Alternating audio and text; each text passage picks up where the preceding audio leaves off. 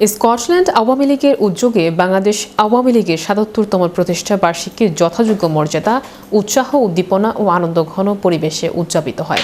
এই উপলক্ষে আয়োজিত সংক্ষিপ্ত আলোচনা সভায় বক্তারা বাংলাদেশের আওয়ামী লীগের ৭৭ বছরের গৌরবোজ্জ্বল ইতিহাস, মহান মুক্তিযুদ্ধের নেতৃত্ব, গণতন্ত্র প্রতিষ্ঠা এবং বাংলাদেশের উন্নয়ন ও অগ্রগতিকে দলটির ঐতিহাসিক অবদানের কথা তুলে ধরেন। বক্তারা বলেন, বাংলাদেশ আওয়ামী লীগ ভারতীয় উপমহাদেশের একটি প্রাচীন রাজনৈতিক দল। প্রতিষ্ঠার পর থেকে আওয়ামী লীগ রাজনীতির অগ্রভাগে থেকে সাফল্যের সাথে নেতৃত্ব দিয়ে আসছে।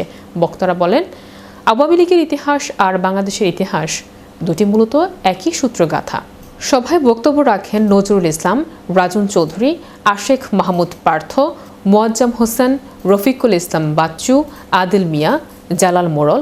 কোরআন তিলাওয়াত করেন বাদল মোড়ল এবং গীতা পাঠ করেন শান্ত সাহা। সংগঠনের সভাপতি গোলাম আনিস চৌধুরীর সভাপতিত্বে সভা পরিচালনা করেন সৈয়দ শামসুল ইসলাম সায়েম। আলোচনা সভা শেষে প্রতিষ্ঠা বার্ষিকীর আনন্দ সভার মধ্যে ভাগাভাগি করে নিতে কেক কাটা হয়।